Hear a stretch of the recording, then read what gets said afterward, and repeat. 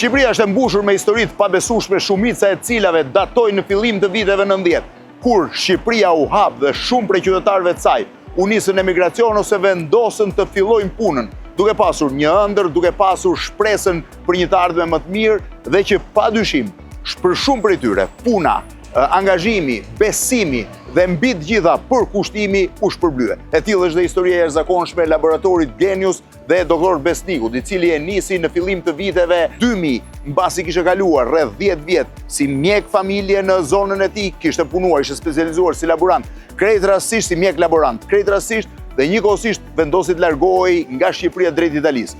Por pikërisht në Itali, në momentin që Gomonia e la në vendin fqij, ku ai kishte vendosur të ndërtonte jetën e re, po themi, në emigracion, ai mori një vendim që të kthehej në Shqipëri dhe të investonte në një laborator. Në një laborator i cili sot ka më shumë se 170 punësuar, kryen rreth 10 milion analiza në vit, rreth 36 deg të shpërndarë dhe njëkohësisht një prej investimeve më serioze të asaj që mund quhet mjekësia e laboratorëve në Shqipëri.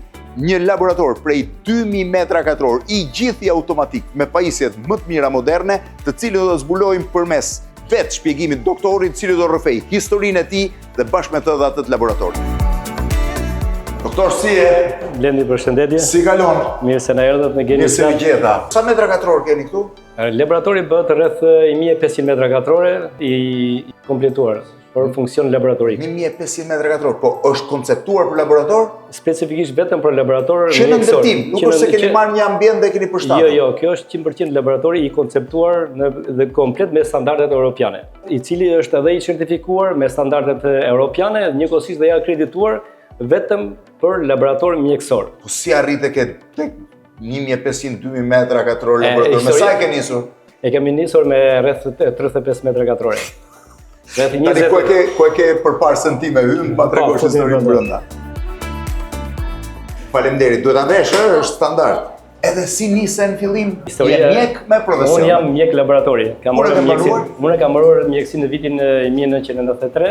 Domethënë pas kanë kapur lëvizjet e 1990 të studentëve. I kam përjetuar dhe kam marrë pjesë në gjithë lëvizjet e studentore. Dhe në 93-shin e mbarove studimet? Po, mbarova fakultetin e mjekësisë dhe pastaj u emërova mjek në qytetin e Kavajës, pasi punova rreth 2 vjet në zonat përreth Kavajës si mjek familje. Ishte e vështirë puna e mjekut familjes atë? Shumë e vështirë. Ishte edhe koha që gjithë po iknin, qendrat shëndetësore u shkatruan. Shkatrua totalisht. Dhe pastaj rreth 2 vitesh punë më dha mundësia për të marrë një specializim në fushën e laboratorit. Po, e zgjodhe vetë apo ta dhanë? Ishte shumë e vështirë në atë kohë të merre një specialitet që doja. Po ti çfarë doje vetë? Një mjek i specialitet të fushave të klinikës, o kardiolog ose një gastropatolog. Pra kishe ëndrrën e kardiologut dhe të çuan për laborator. Po ti them çuan dhe shkopet. Në fakt të pas kam bërë një super nder. Jo, në atë kohë nuk e quaj, ishte diçka që edhe këtë mos ta lëm pa një specializim. Ti u mërzite. Mërzite shumë. Shikoj si është jeta e njeriu, mërzitet se çojnë për mjek laboratori, mjeku laboratorit i del fati më i madh i jetës njëkohësisht. U specializove në Tiranë? Në Tiranë po, dhe sa kohë? Rreth 3 vjet dhe pasi fillova specializim 3 muajt e parë, u detyrova të më thënë drejtën si çdo shqiptar që donte të emigronte për një diçka më të mirë. Do që ike me Gomone? Patjetër. Nga Vlora. Të gjithë historitë e shqiptarëve në viteve 90 o me Gomone o me nga Mali në Greqi. Po dolën në Itali, Gomonia ishte rruga më e në mars 95-s bilës. Mars 95-s. Edhe me shpresë vendosë të shkoje të bësh mjek në Itali. Shpresoja. Kur arrit atje në Rom, atje takova një njeri të nderuar, mjek që sot nuk është gjallë ai.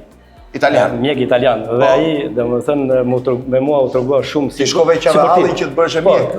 Jo, të më siguronte një punë, diçka, Dhe ai u tregua shumë i mençur, shumë si ta them, i dashur, shumë i dashur, shumë i njerëzor. Më tha mua, sa të marrim punë do të marr me vete, do të bëjmë një xhiro deri në Rom. Më dërgoi në 2 laborator privat.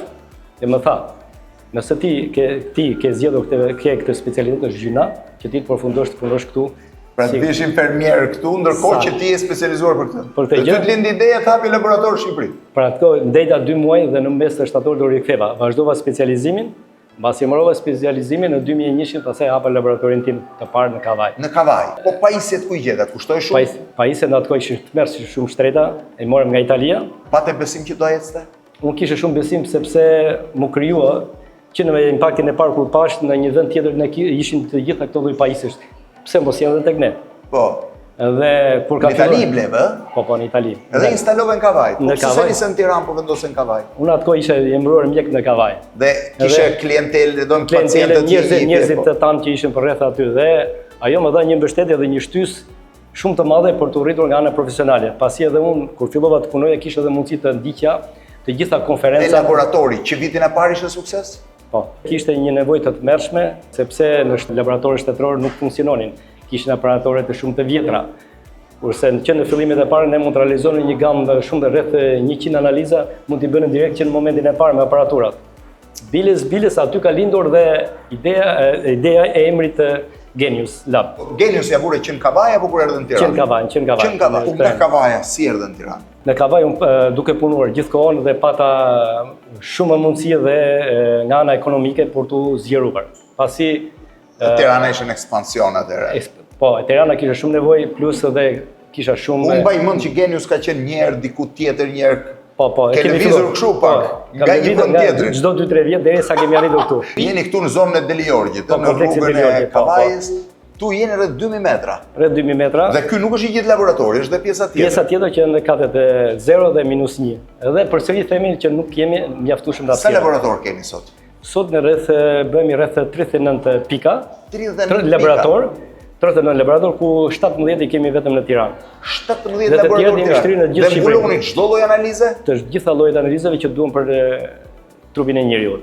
Kam vënë që ka laboratorë edhe në Europë që analiza shumë specifike, që nuk i bëjnë, nuk i kryejnë aty për arsye se janë shumë të rralla, i çojnë disa laboratorë specializuar. Ju keni partner? Patjetër, ne Blendi kemi partner dhe kemi shumë partner shumë serioz dhe lider ndërkombëtar, të cilët na realizojnë analizat më specifike. Pra se çoni pacientin atje, i merrni ju dën atu dhe i çoni kur bëhet fjalë për një gjë shumë specializuar. Për analizat tepër specifike. Po çdo analizë tjetër bëhet këtu? Çdo lloj analize tjetër bëhet. Pjesa më e madhe e analizave realizohet në laboratorin Genius Lab, ku kemi pjesën edhe të rutinës, por edhe pjesën e biologjisë molekulare, pra laboratorit gjenetik. Keni në laborator gjenetik? Ku keni në laboratorin gjenetik? Kemi në një zonë të veçantë, pasi ai është ka një nivel. Kërkon një izolim. Ka edhe një nivel sigurie të tjetër lloj.